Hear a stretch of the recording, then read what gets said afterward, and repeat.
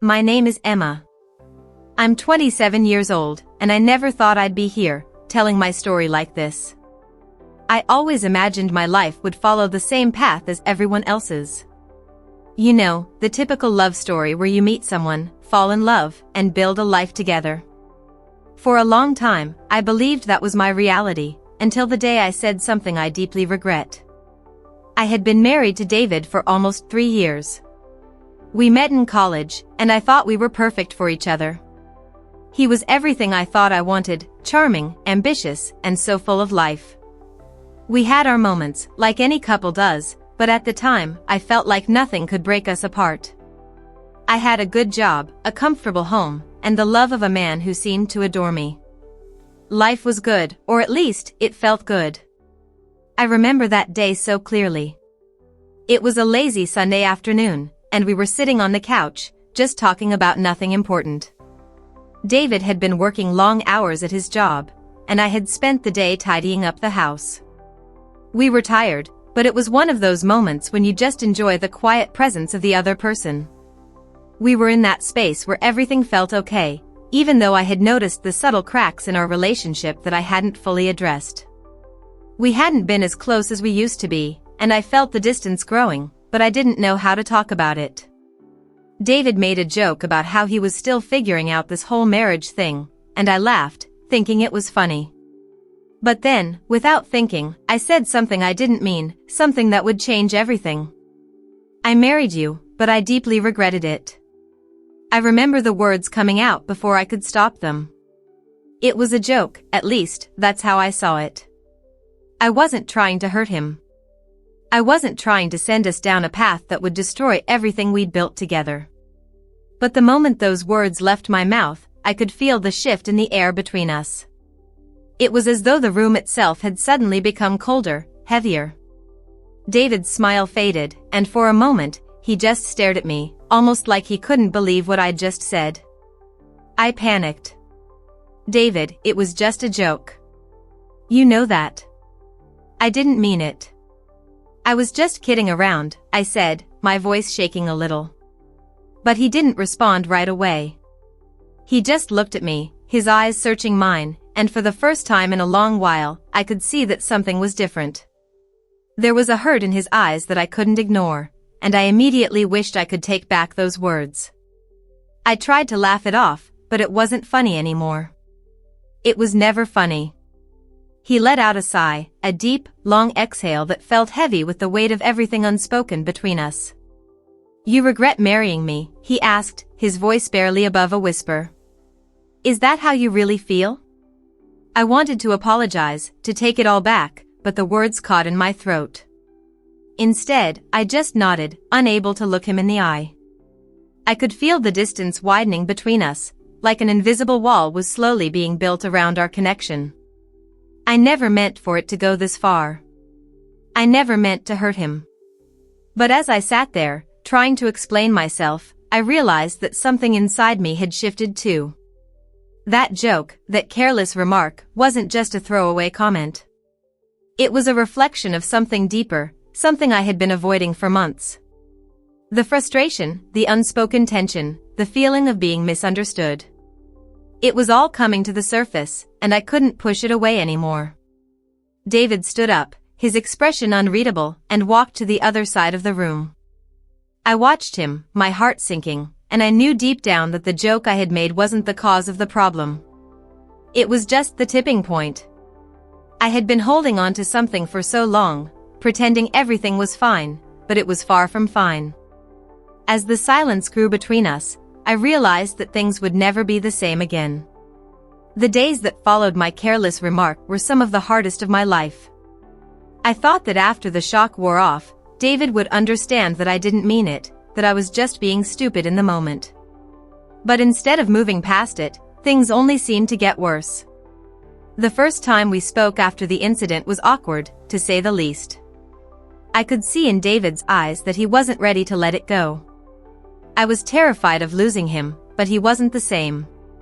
He had always been the type of person who could brush things off, who could forgive and move forward without holding grudges. But this time, the hurt ran deeper than I had imagined. I found myself constantly apologizing, trying to explain that it wasn't how I felt, but it wasn't working. "I didn't mean it, David," I said, my voice pleading. "You know I love you. It was just a dumb joke. Please, don't let this ruin us." But David just stared at me, his face hardening with every word I spoke. He didn't yell or lash out, but his silence was 1,000 times worse than any argument we'd ever had. It was as though he was shutting me out completely, and every attempt I made to bridge the gap only seemed to drive us further apart. "You don't get it, Emma," he finally said, his voice calm but distant. "You can't just say something like that and expect everything to be okay. You can't take it back." I wanted to argue, to convince him that I didn't mean it, but something in the way he spoke made me pause. The hurt was palpable in his words, and I couldn't help but feel a sense of guilt gnawing at me. I had taken something fragile, our relationship, and shattered it with one careless comment. In the back of my mind, I started to wonder if it was too late to fix it, if I had already lost him. Days turned into weeks, and the tension in the house was suffocating. The conversations we used to have, those light-hearted talks about our dreams and future plans, became rare. Now, when we spoke, it was only about the practical matters: who would take out the trash, what time we needed to be somewhere, or which bills needed to be paid. We had become strangers living in the same space, passing each other by without really seeing one another. David started spending more and more time away from home. He would stay late at work, or sometimes go out with friends, leaving me alone in our house. I couldn't help but feel a knot form in my stomach every time he left, wondering if he was truly still in this marriage or if he was starting to distance himself from me, for good.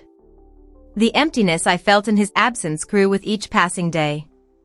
I was desperate for some sign that he still cared, that he hadn't given up on us entirely, but he remained as distant as ever. One evening, I asked him if we could sit down and talk about everything. I was hoping that maybe, just maybe, if we had an honest conversation, we could begin to repair the damage. But when I asked, his response was cold, his words like ice cutting through the air.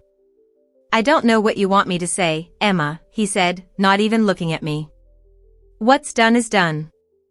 I can't just pretend that what you said didn't affect me." The pain in his voice hit me like a ton of bricks. I had never seen him like this before. This distant, angry version of David was a stranger to me.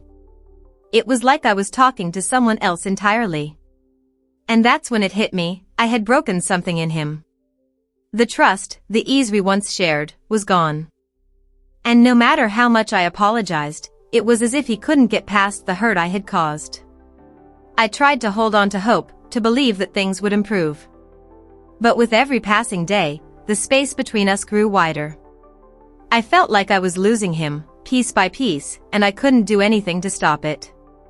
Then, one night, when I came home after a long day at work, I found David packing his bags. My heart stopped. "What are you doing?" I asked, my voice trembling. He looked up at me, his expression unreadable. "I'm leaving, Emma. I need some space. I don't know how to fix this anymore. I don't know if I can." Those words hit me like a slap in the face. My heart shattered, and I felt like the floor had been ripped out from under me. I wanted to beg him to stay, to tell him that we could work through this, but the look in his eyes told me that he had already made up his mind. I was losing him, and there was nothing I could do to change it. "I'm sorry," I whispered, my throat tight. But I knew it was too late. The days after David left were a blur. I went through the motions, going to work, coming home to an empty house, trying to convince myself that things would get better. But deep down, I knew that something inside him had broken, something that I couldn't fix with an apology or a few kind words. For the first time in my life, I understood what it meant to feel truly alone. The silence in our house was deafening. It wasn't just the absence of David, but the absence of everything we had once been. The laughter, the warmth, the feeling that someone was always there. It all felt so distant now, like it belonged to a life that wasn't mine anymore. The phone calls and texts from him stopped after a few days. At first, I kept hoping that he would reach out, that he would change his mind and come back. But nothing. I tried to fill the emptiness with distractions, keeping busy with work or going out with friends, but it wasn't the same. I couldn't shake the thought of him, of what I had done, and what was slipping away from me. One evening, about 2 weeks after he had left, I was sitting in our living room, surrounded by the familiar things we had shared. I ran my fingers over the old photo albums, remembering the way we used to laugh over the memories, how we used to dream about the future. Those dreams now seemed so far away, so impossible. That's when I got the call. It was from David's phone, but when I answered, it wasn't David's voice on the other end. It was someone else's. A woman's voice. "Is this Emma?" she asked, her tone calm but firm. I felt my stomach drop. "Yes, this is Emma." "Who is this?" "I'm Olivia," she replied. "I've been seeing David for the past week. I thought you should know." The words hit me like a punch to the gut. I couldn't breathe. I felt like the ground had been ripped out from under me. For a moment, all I could do was stare at the phone in disbelief, trying to comprehend what she was saying. "Are you?" I couldn't finish the question. The tears were already welling up, and I felt a knot tighten in my chest. "Yes," she said, her voice softer now, almost apologetic. "I know it's hard, but I think you should hear it from me." I wanted to scream. I wanted to throw my phone, to cry out, to demand answers. But all I could do was sit there, the weight of her words sinking in. David had moved on. He was with someone else. And somehow, hearing it from her made it even worse. She wasn't just some stranger. She was real, and she was there, in the place I used to be. "Why are you telling me this?" I managed to ask, my voice shaking. "Because I think you deserve to know," Olivia said.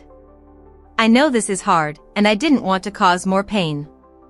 But I think it's time for you to face the truth. He's not coming back." I didn't know what to say. How could I respond to something like that? The silence on the other end of the line stretched on for what felt like an eternity. Finally, I hung up without saying another word. David's absence felt more final than ever now. The woman who had replaced me, the life he was now building without me, it all felt so surreal. I had always thought that if he ever left, it would be because of something specific, some huge falling out. But this was different. It was quiet, calculated. He had made his choice without warning, without even the decency to tell me himself. For the first time in weeks, I allowed myself to feel the full weight of the situation. I was heartbroken, angry, and completely lost. How had we gotten here? How had I gone from being his everything to just another chapter in his past? The tears I had been holding back for so long finally spilled over. I cried for the life we had, for the love we shared, and for the person I had lost. But most of all, I cried for the version of myself that I had given up in this relationship, the woman who had believed, for so long, that everything would work out. As the days turned into weeks, the reality of what had happened started to settle in.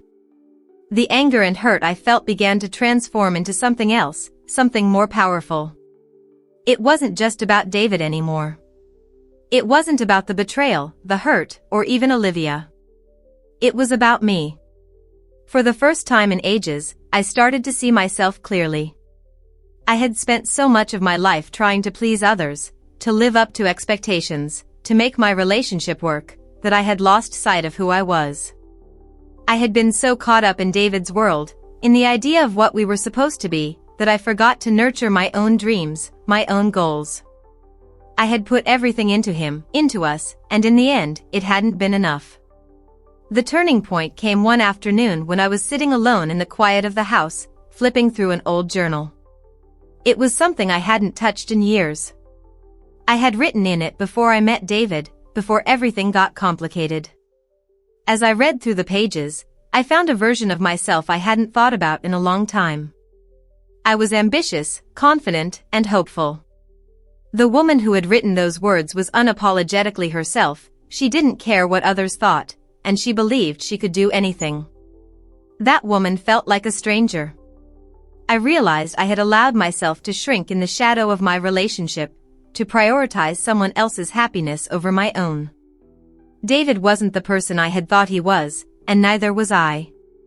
The person I had become in our marriage, this version of me who had been afraid to speak my truth or stand up for myself, was not who I was meant to be. In that moment, I felt a deep, quiet resolve settle in. I wasn't going to let this define me.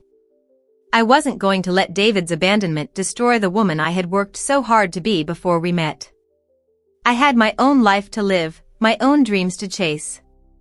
And most importantly, I had to rediscover myself. The next day, I started making small changes. I called up old friends I hadn't spoken to in years, and I booked a weekend trip to a place I had always wanted to visit but had never gotten around to. I signed up for a yoga class, something I had always wanted to try but had never made time for.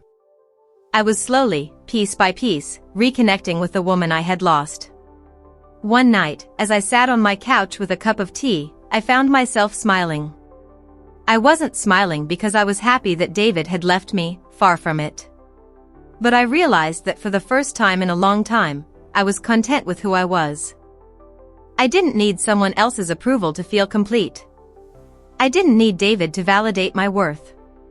I had everything I needed within myself. It wasn't easy, and there were moments when the loneliness crept in again. I still missed the man I had loved, still felt the ache of his absence. But I also realized that I was stronger than I had ever given myself credit for. And for the first time, I felt like I was starting to live for me. I didn't know what the future held. I didn't know if I would ever truly get over what had happened with David, or if I would ever be able to look at him without pain. But I knew one thing, I was moving forward. And that, in itself, was a victory. It had been months since David left, and I had come a long way. I was no longer the broken woman I had been when I first found out about him and Olivia. I had found strength in myself that I never knew existed. I had rebuilt my life, piece by piece, and I was finally at peace with who I had become. The past was still there, lingering in the back of my mind, but it no longer controlled me. One evening, I was sitting at a cafe, sipping my coffee and scrolling through my phone, when I received a message that I wasn't expecting. It was from David. "Can we talk?" the text read. For a moment, my heart stopped. I hadn't heard from him in so long, and I had long since stopped waiting for him to reach out. I had let go of the idea that we would ever fix what had been broken. I had convinced myself that my life was better without him. But here he was, trying to get in touch. I stared at the message, my fingers hovering over the screen. The old me would have rushed to reply, desperate for closure or to fix things. But the new me? She was different.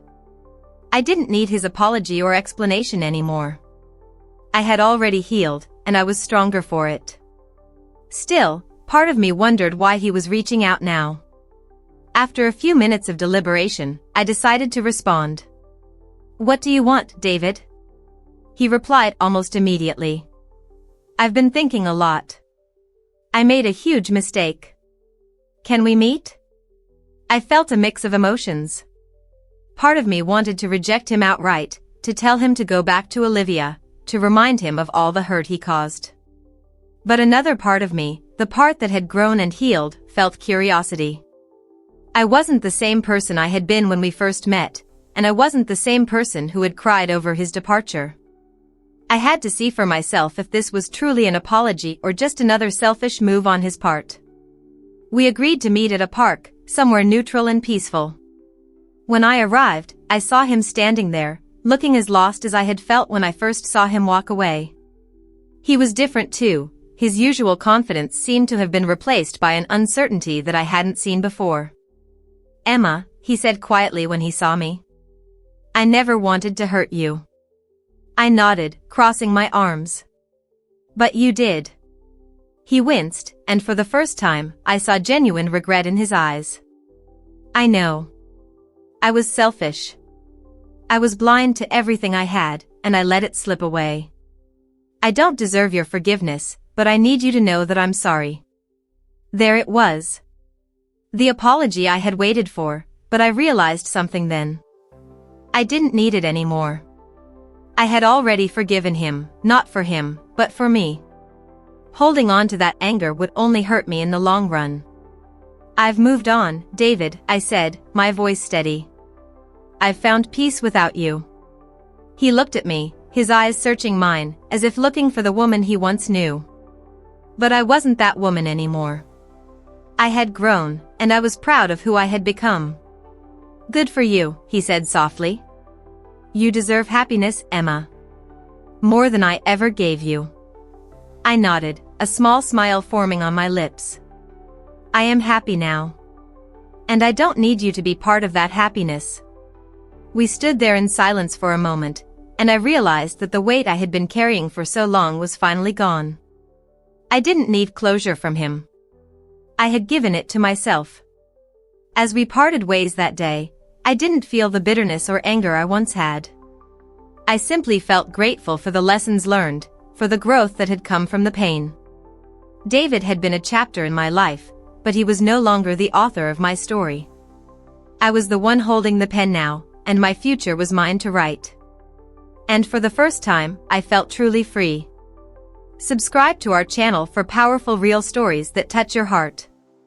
Join a community where emotions run deep and every story brings a new perspective. Don't miss out, hit that bell for weekly updates.